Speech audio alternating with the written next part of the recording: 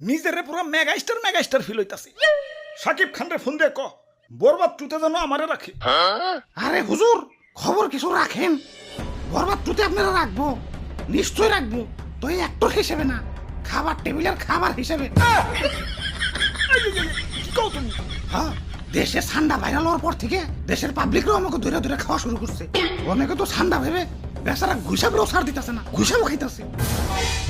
কও কি সৌদির কফিল কি বাংলাদেশে বললো নাকি? হুজুর এই মাত্র খবর পাইলাম সুলতান ডাইনে ঠান্ডা বিরিয়ানি চালু করছে। এতক্ষণে কাম হইছে, বংশ তো নির্বংশ হয়ে যাবে।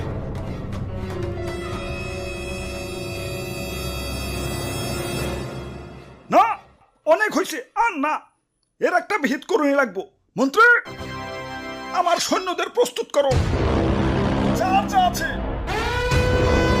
সব কিছু নিয়ে এয়ারপোর্টে হাজির হও, দেশ ছেড়ে পলাই তুইব।